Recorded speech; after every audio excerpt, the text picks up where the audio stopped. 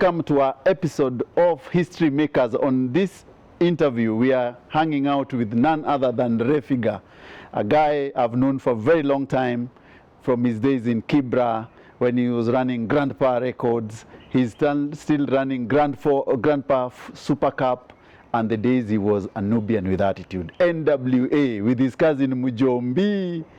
Welcome, Ref. How are you, bro? His days in Kibra. I'm still in Kibra. Vipi wewe boss? I thought you moved out. Move going where? Lavington. Kibra ndo nyumbani. Haujaenda Karen? Nikafanya nini huko? Hata Kibra ni Lower Karen, eh? Yeah, mimi niko tu Kibra. Hiyo jina Kibra inanitosha. Eh? Yes. Hi, Sijui Lower, sijui hapa hapana. Mimi niko sawa. how is Kibra though? Kibra iko sawa kabisa. How is Grandpa? Grandpa Records or which Grandpa? Unajua when you talk about Records. Grandpa Let's start days. off Grandpa Records. Grandpa Records. Yes. I've taken a break Yes. since 2017. Yes. So sijarudi. No artists?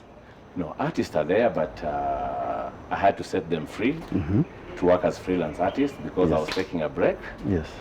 But Grandpa Record is relaunching towards the end of this year. So what is Refigah up to? Refigah hustler wa kawaida, biashara ndogo ndogo hapa na pale, tuweze kupata ya kula. So hustles zinaendelea kama kawaida, biashara kujaribu hapa na pale, na pia mitaani tuko na simama na Kibra pia kuweza kusaidia wale wasiojiweza kwa ile hali ndogo ndogo kiasi ambayo mimi naweza. Simama na Kibra has been running for 1.5 years Yes. since COVID. Yeah, this is the second year. This is the actually. second year? Yes, yes. And how do you identify the people who are in need in Kibra, knowing that Kibra nearly 50% of guys are in need? How do you 90% of people are in need. Let so me how do you correct you. okay, how do you identify them? You see, as Refigah, Yes. I will not be able to help everyone. Yes. Najaribu ile kiasi ya wale naweza nikawafikia. Yeah. Simama na Kibra tulianza na structures, tulianza na mapping, we mapped out the place. Yes. We identified the needy families. We had about 12,844 Yes. needy families, wala kwa badly off kabisa. Walikuwa wengi sana. So when we started the campaign, ya Kibra, Simama na Kibra food drive, Yeah. so we used to do it in phases. Yeah. So tulifanya for 8 months, and within 8 months we managed to feed 3,668 families. So hapo ndo tuliweza, lakini I'm sure there's so many other organizations, Which can individuals, Yeah. wameweza kuwafikia wengine, so na naweza sema tulijaribu Sana, but in Kibra, so which areas in Kibra, Makina or which every area tulifika kila kona. Tulifika Laini Saba, tulifika Kisumu Ndogo, tulifika Katwekera, tulifika Kianda, tulifika Makina, tulifika Kambi Muru, tulifika Mashimoni, Soweto? yani every angle. Soweto, tulifika kila kona ya Kibra. Si ati tulikuwa tunapeleka one direction, no. It was all over. But these are the families we managed to reach. Okay. Yes. Okay. Back to our favorite topic. Yes. Grandpa Records. Grandpa Records. Grandpa Records. Yes. Fimbo. Yes. The production of Fimbo, you signed very many artists. Yes, yes, yes. And the music, there was a time Grandpa Records was the biggest outfit after Yeah, that is between 2011 to 2017. For Yes. 7 years, you ruled the airwaves. Yes, yes. So was it fatigue, or did you just decide, I'm tired of this thing? No, what happened is, Yes. in any business, it reaches a time, unasema, let me take a break, Yeah. repackage myself, and come back. So that was the time. That was in 2017. Yeah. I said, you know what? Yes, if it's ruling the Arabs across East and Central Africa, West Africa, we achieved that. So we wanted to go further than that. At least we wanted to go beyond, we wanted to go continental, beyond the continent and more. So I decided to take a break because when you're busy at the same time, you cannot really focus. So I decided, let's take a break. After 6 months, we will be back. But you know, the dynamics in the music industry keep on changing every day. Yeah. So within that break, a new kid in the block was born. Wasafi took over. Yeah. Yes. So Wasafi came and took over within that time, and people loved their sound when they came out. I'm like, you know what? We are not going to rush and make this comeback. Yeah. So wacha Wasafi waendelee kidogo, and then tutarudi. So in 2020, actually I remember it was in March, that is when we planned for a very big launch of Grandpa. And that is when Corona knocked before us. Na ikakuwa nini? Let's take a break. I mean, let's continue with our break. Continue with our break. Not even take a break. Let's continue with our break. Yeah. Because during that time there's a lot of confusion. Haujui nini inaendelea, unaambiwa corona itamaliza mwezi 3 itaisha, unaambiwa itachukua mwezi 6. So towards the end of actually I was supposed officially, according to my original plan, nilikuwa nafaa kuretire officially 2020, but nikasema siwezi retire nikiwa kwa break. Siwezi retire nikiwa kwa break. Ati nimeenda leave alafu nime resign nikiwa kwa leave. Hapana. Narudi kazini ndio ni resign vizuri. Na fimbo ya 4 ama na fimbo ya 4. So among the artists, fimbo 1, 2, 3. 2 and 3. Yeah. DNA. Yes. And of course Kiddies. So Kiddies, who was the favorite artist in Grandpa? Who was hiyo ni swali ngumu sana. Kwa sababu just like me asking you who is your favorite child in the house. Hiyo kazi ni ngumu sana because you see okay, you can't love all your kids equally. Kwa roho yako unajuanga ni nani ulikuwa unapenda sana ama unapenda sana. But you always just try to make it look equal. So with your question, I'll just say I love them all. What is the challenges of running a music studio? And especially when it comes to women, our ladies in the game? There's always very many things people say, oh, the girls will say, these guys, they want me to do some things extra. There are very women want I think I can say I can answer that in general. Running a stable in Kenya is one of the hardest things to do. Because the moment you sign an artist, umekuwa baba yake, umekuwa mama yake. They'll ask you for rent. They will ask you for clothes. They will ask you vile tunaona vile your son pale nyumbani anauliza kila kitu, yani ni kama tu immediately, ni kama tu umekatia dem Nairobi. Immediately 2K urgently, kesho mabills zinapanda. So the same with Kenya. The moment you sign an artist, as much as even the contract indicates inaonesha what is your responsibility, still they go beyond. So kama hauna roho ngumu, hiyo kazi hauwezani nayo. So imekuwa quite challenge. And then the other challenge is artists are always good listeners when they have nothing. When they are coming up. The moment akishika pesa, ile mpango yote mlikuwa nao unamwambia twende nikuoneshe ununue shamba sio Kimau, Athi River, wapi, at that time hawezi taka kusikia. Pesa ikipotea tena atarudi kusikia advice. Pesa ikiingia tena hii advice yako ebuka kana nayo kwanza. I will be back. Yeah. So it's very hard, and most time the artists make you look bad. Yeah.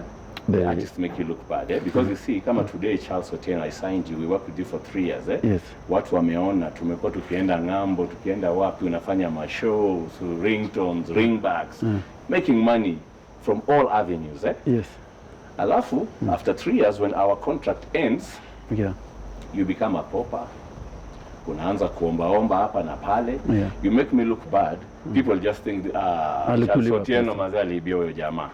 You see, but you see what people don't ask is, for those 3 years, huyu jamaa kipanda ndege akipiga hizo show zote, alikuwa anakubali kuzifanya bure. Because if I don't pay you this show, you won't go the next one. Yes. Yeah, so basically you try, because for me I really tried. Nimejaribu sana kuchanua wasanii. Unajua nini, hii kazi yetu ni ya msimu. Hii kazi yetu ni ya msimu. Seasonal.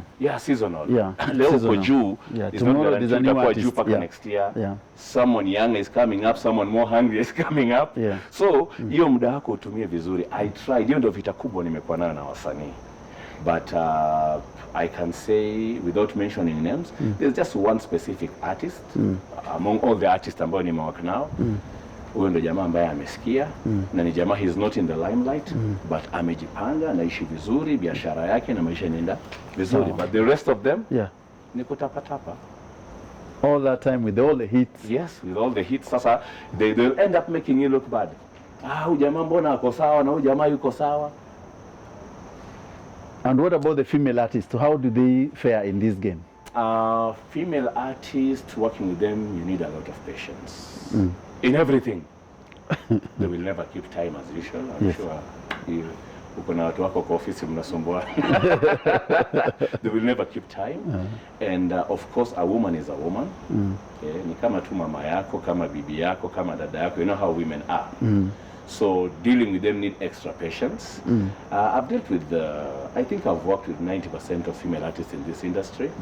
But mimi nilikuwa nishajitolea. Nilikuwa nishaamua kuwa mvumilivu.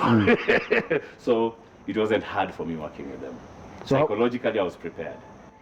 So how much did the biggest artist, for example, in a range make, or what you'd say this guy in average in a month or in a year would make like? It's hard to say in a month, but I can just say among the artists I've worked with, there's one specific. Huyo mwenye nakwambia hata sitaki kutaja jina. Labda anaweza kanyongwa, watu wamtafute na magani sasa. So a contract that ran for 2 years, aliweza kutengeza almost 60 million Kenyan shillings within 2 years. Within 2 years. Within 2 years. How many productions are those? Not only from music. From music, Yes. Endorsement shows, yeah. That is digital platforms. So every angle, within 2 years, almost 60 million. Yeah. And then he reinvested it back into the business. I'm happy even when I see him till today. Tunakaa tunakunywa chai. He's one of the most successful artists, and I'm proud of him. While the rest spent it somewhere else. Hey, my friend, hata sijui. Nasikia tu mtu analia na lalamika paka unashindwa. Hey, my friend, ulipeleka wapi? So, Grandpa, 10 years ruled the game. Let's go back to the days when, in the 90s, NWA, not niggas with attitude, Nubians with attitude. Mujombi. Well, that's where I start first. Yes. And I lost my cousin, Chandi B. Chandi B, was among the group. Yeah. May God rest his soul in peace. Tunamwombea kila siku. Mujombi works in Dubai. Yeah, amekuwa huko karibu 15 years. So mimi ndo nilibaki kupambana na hiyo game. Yes. One thing that people didn't know, we are all first cousins. Me, Mujombi, and Chandi B. Yes. Mujombi's mom is the last one. Chandi B's dad is the second one. My mom is the first one. Yes, so we are all cousins. So to realize we are all talented in rapping, we decided to form a group. And since we are all Nubians, we decided to be tribal and present our attitude to the world. So Nubians with attitude, we started out, and it was hard, it wasn't easy in Kibra. And of course, watu wengi walikuwa wanaona these guys are joking. Hiyo ni nini wanajaribu ati wana rap? What is that? Actually, we are the first people. Yes, in Kibra. Alafu kwanza environment yetu ni reggae. King Lion sounds. King Lion. Alafu unakuja hapo na hip hop. So tulijaribu ilikuwa ngumu, even getting money to go and record. And let me take this opportunity to thank Hussein Mohammed. Yes. The Sixth CEO, Element. Sixth Element, the CEO of Super 8. Yes, Sixth Element. Yes, Hussein ndo alitushika mkono. Yes. Akatulipia our first single and he paid our second single. Pale tukaweza at least to make steps. Namshukuru sana. At that time, Hussein was in Kibra running the fashion line. The brother is the one who was running the fashion line. Ali, the younger brother. Yes. Sixth Element. Yes. Yeah. So we used to get dressed for free through Hussein's influence. So how did you decide this is hip hop? I will get into hip hop. Kibra is not a hip hop place, and you influenced later, of course, Octopizzo, Kevo, K-Force. Yes. From Kibra, I think. Octopizzo, Kevo, K-Force. You see what happened? Yeah. I have my elder brother, DJ Mose. Oh, The Mose, dark yes. child. Mose the dark So child, that was yes. one of our major influences. Yeah. So he used to be a DJ in Florida. Yes. Hizo ma CD, wakati hiyo ni CD, hakuna flash, ilikuwa LP na CD. Yes. So from Redman, Wu-Tang Clan, Ice Cube, Dr. Dre. So he used to have all these CDs anakuja nayo kutoka Florida. So we go to his place. So that is how our influence grew in hip hop.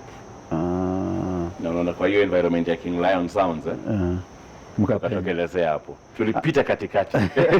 I remember Mose very well. Yes, yes. He went to Tanzania. He went to Tanzania. Actually, he used to manage Kalamashaka. Kalamashaka, yes. He went to Tanzania and Yes. he's established now in Tanzania. He's more into TV production. He's been there for almost 20 years now. Yeah, he comes back, he goes, but Tanzania is like his second home now. He got married there? Yeah, I think so. Yo utamuita umuulize. Nimuulize mwenyewe. You know, Mose, you always used to wear his kanzus. Always. Yes, always. Yeah, very true. Yeah. Yeah. So let's talk. Since you've brought Nimuulize, what happened between you and your first lady before you moved on? That one, tutaruka pia hiyo. Kwa nini? Tutaruka hiyo pia. But you are very close to your son, is Yeah, it? of course. Sultan. Sultan. Yeah, hata ukikutana na yeye umuuliza naambia my name is Sultan Heavyweight. Yeah, we are very close. And co-parenting tunaendelea vizuri sana. Yeah, nashukuru. Hakuna mtu bado mwingine? Iko, of course. I moved on, I got married. She also moved on, so maisha inasonga, things happen in life, but you know, we are the most important thing is we are okay, and we are happy. She's happy wherever she is, I'm happy wherever I am. Na tunalea mtoto.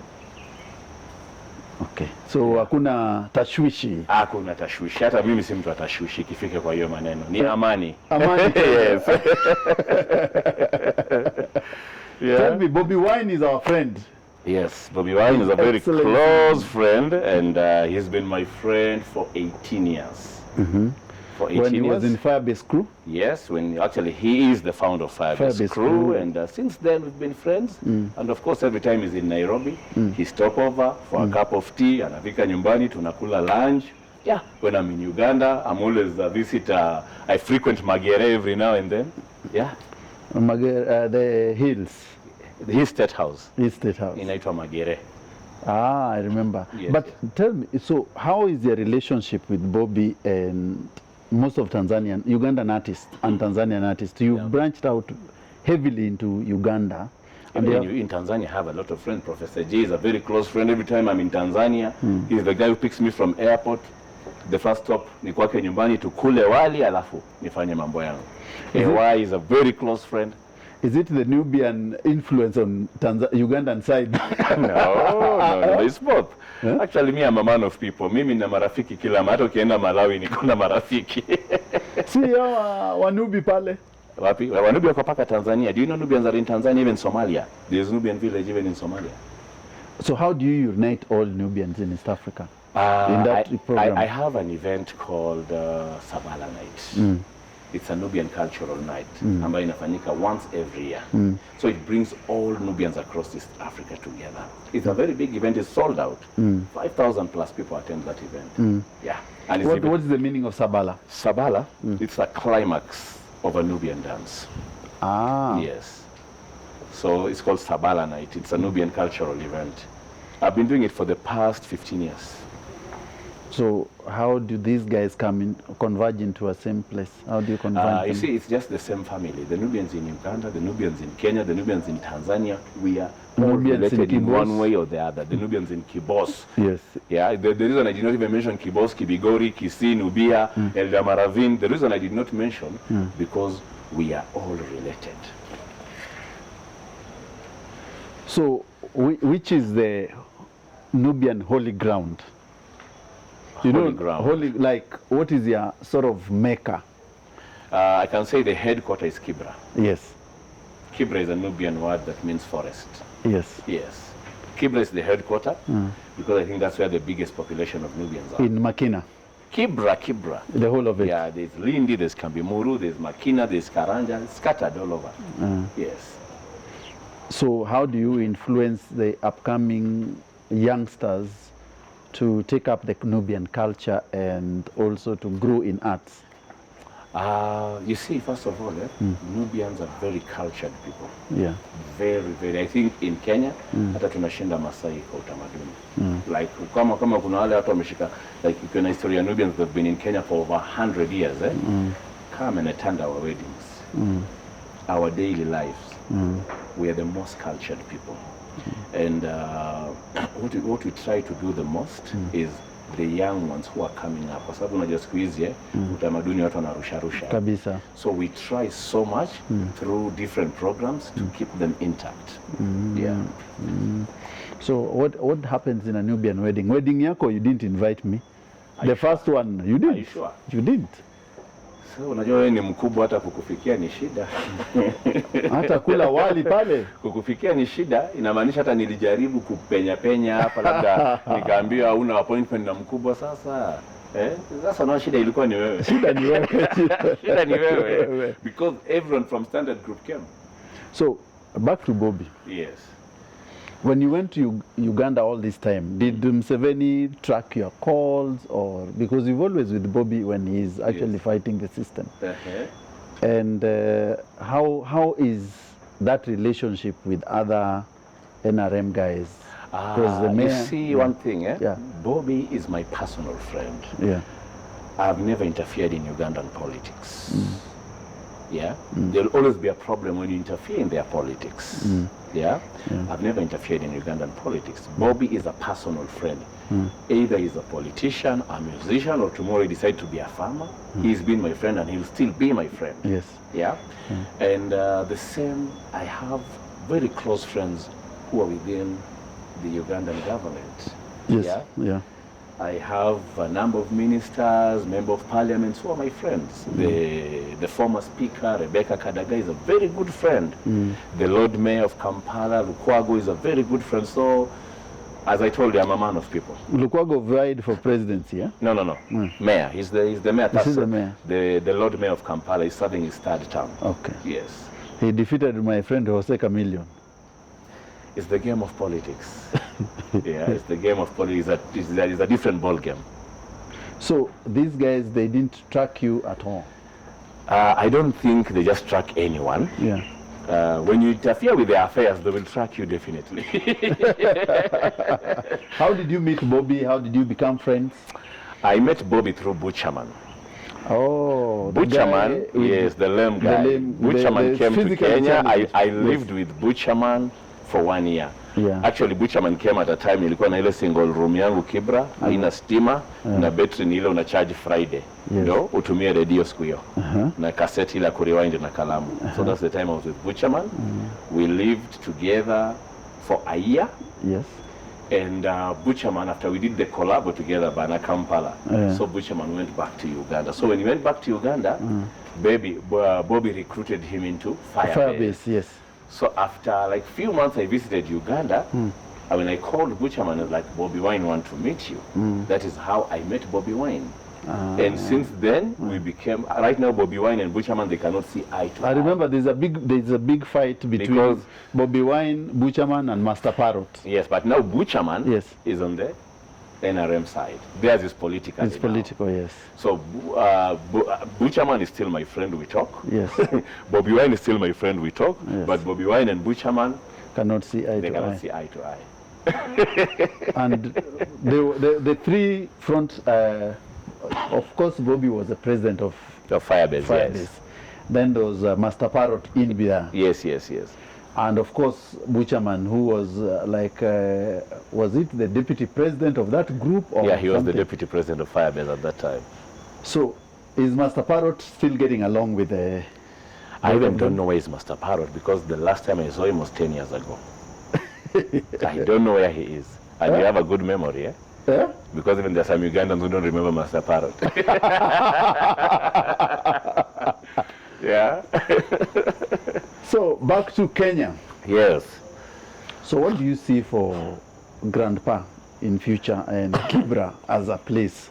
Kibra is known for academic excellence, where Olympic was the biggest school in Kenya for a very long time. For a very long time, yes.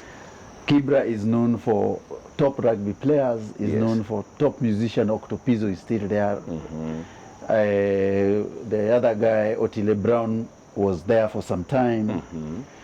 So Jesse Were is playing, Chris Darling, the Kenyan, Omar Ahmed Kasongo, yes, the boxer of all time, heavyweight boxer from Kibra. So what next for Kibra? Are there young guys? There's a lot of talent in Kibra, and right now I'm working towards putting a talent center in Kibra. So far we managed to support OXA, Omar Kasongo Boxing Academy, which was launched 3 years ago, and it's doing so well. He's bringing a lot of boxers up. So through the Kibra Talent Center, we will be able to coordinate different programs to nurture talent. Hopefully by next year, hopefully May, June, that will be launched. And musically, the Grandpa Records? Grandpa Records is coming back towards the end of this year, but with new management, new CEO, yes. Grandpa Suits, you've invested heavily in... I am trying. I'm telling you, we're trying. Bora upate ile ugali yako kila siku na sukuma. Unashukuru Mwenyezi Mungu. Yeah, among the very few artists who drive state of top of range vehicle in Kenya. Hiyo sasa ni kunisingizia, my friend. Mimi niko na Vitz. Ambia watu vizuri kule nje, I am driving a Vitz. Hakuna bana. Wait, watch hiyo, twende next. Which class? Twende next. Ni masocialite ndio anaongeanga hii maneno. Hebu tuendelee. My watch is how much, my car. Hiyo ni mambo ya masocialite. Wewe tuendelee. Unataka kuongea juu gari? Hapana bana. Watu kuna mambo mingi ya maana sana wanataka kusikia. Sasa unaanza kuambia mambo hii. Twende kwa mpira basi. Yes. So what is Grandpa Super Cup, and which team do you support in Kibra Derby? In Kibra Derby, that one I won't say. It has landed me in trouble. No. No, it has. No, listen. Yes. There's Gogo Boys and there's Kibra United. You must support one. Listen. That one I keep it in my heart. It is my own secret because that one has landed me in trouble. Yeah? Because both teams, wanashuku mimi na supporter, wanashuku mimi. Sasa mimi, what I do, every time I have any small support that I have, I divide it into two. If there's balls, I can give it to Gogo, I can give it to Kibra. For me, I just want to be there. In the heart of your heart. Mimi, I am the chairman of Fence United. I'm seated on the fence. Afadhali tuongee mpira ya nje, Kibra sitaongea. Mimi, I'll just remain as the person hapo Fence United supporting hapa na pale. Lakini ukitaka tuongee ya nje tutaongea. Yes. Manchester United, my team. Ukikuja Kenya, AFC Leopards. Hiyo ndo timu yangu. Yes, Busuma. Kibra. Ugali United ya Ingwe. Yes, ndio. Mimi niko hapo. Sawa. Najua niko galo. There's no problem. We love our mashemeji. Yes. But back to Grandpa Super Cup. What is it all about? How many? You're going to give $1 million shillings for the winner? Is it part of the derby teams are playing, or just a talent search? No. Actually, Grandpa Super Cup, this is the second edition. The first one was in 2018. 2019, we had a different program to nurture young players between the age of 5 and 7 years. 2020, we had to manage Corona. Then 2021, we are back. So, Grandpa Super Cup so far right now, we have registered a number of teams across Nairobi, not only Kibra, and the two favorite teams from Kibra, Gogo Boys and Kibra United, are part of it. The only teams that are not allowed to participate ni zile za NSL na Ligi Kuu. Because hiyo inafakwa mostly ya chipukizi. And what we are looking into, we have a partnership with Crystal Palace. Crystal Palace were to support before with uniforms also. That gentleman who is a football academy director for Crystal Palace, yes, he's called Jamal Jarrett. Jamal Jarrett, yes. Yeah, Jamal Jarrett. He's been here twice. I brought him to Kenya twice. He has supported us in terms of structure and everything. And during finals, wanakuja pia. We're trying to see if they can be able to identify a number of talents, waweze kwenda trials nje. We want to see the life after the tournament. That's what we are looking at, because we already have program for referees and coaches, some training that will be provided by them. By Crystal Palace? Yes. So that event runs between what time? And It's starting this 1st of October. Yeah. Inaisha 12th December. Yes. So for all that time, it's knockout phases or Knockout phases. Hizo team ni mingi 64. 64. Yes. In 2018 is when Ronaldinho Gaucho came to Yes. Kibra. Yes. What did Ronaldinho Gaucho tell you? That's our secret. But he has invited me for some festival in Brazil. I'll be going down end of this year.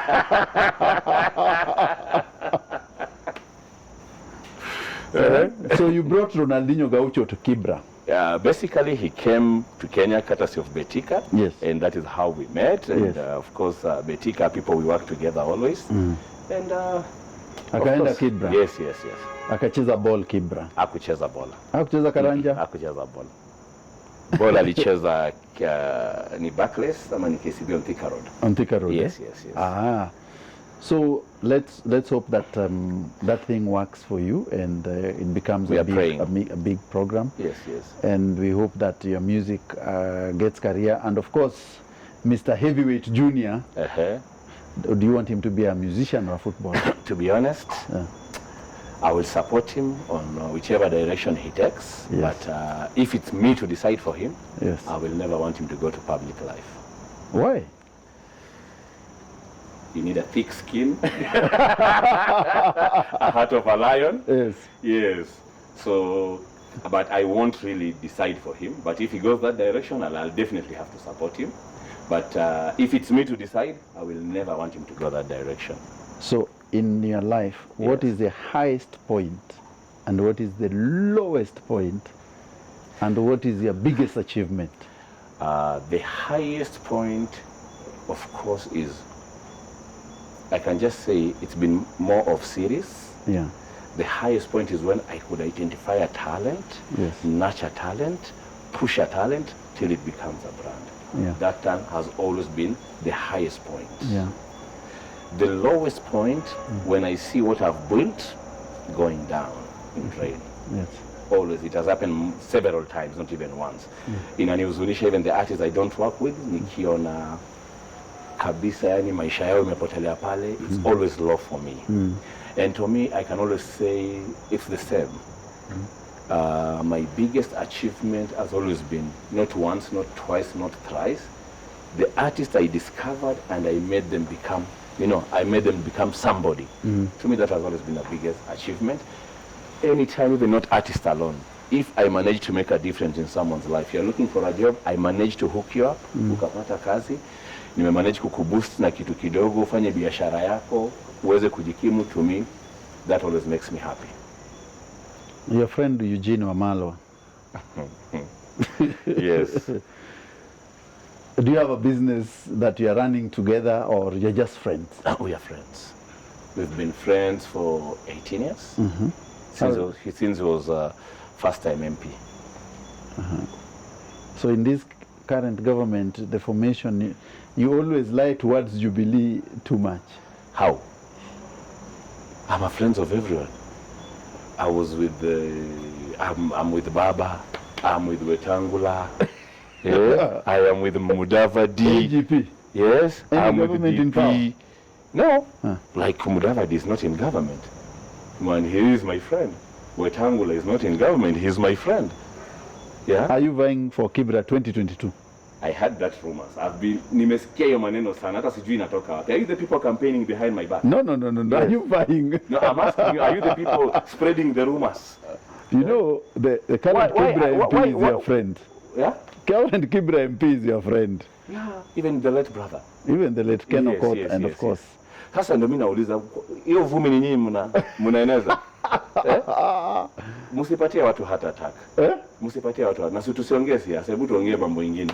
Ukulima, unajua pia mimi napenda ukulima. Unalima wapi Kibra? Hatuna shamba pana. Sio Kibra, mimi nalima Baringo, Marigat, watermelon. So you are a farmer. I'm a farmer. How many tons of watermelon do you do? Mimi ni mwana biashara mdogo bwana.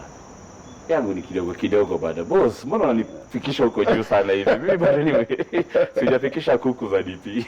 Yangu bado ni kidogo kidogo. DP ni rafiki yako haja kufunza Yeye ni mwana biashara na muangalia pia. Pole pole ndio kuja kufika mahali yuko. Now, tell me, if you want to describe Refigah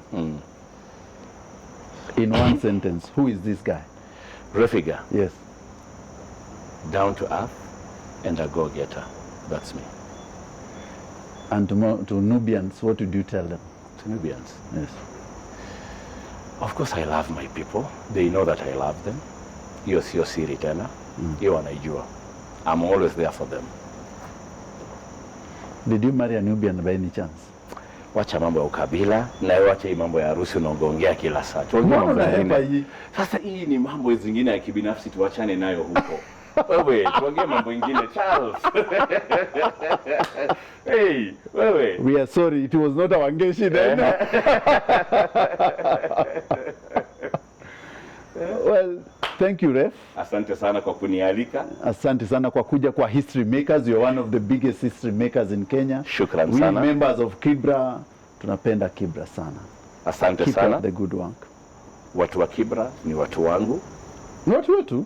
Yes. Yeah. Na uache mambo ya kunikoin. Mimi Kibra nimegrow na Otieno, nimegrow na Makau, nimegrow na Waweru, nimegrow na Mutiso. Yeah. Sisi ni familia jamii moja. Kibra, we are Kibrans. Yes. Lakini mnakula sana omena lakini. Tunakula yote. Pumpkin, omena, viazi, yote gurusa. Yes. Yes, tunakula yote. Thank you. Asante sana.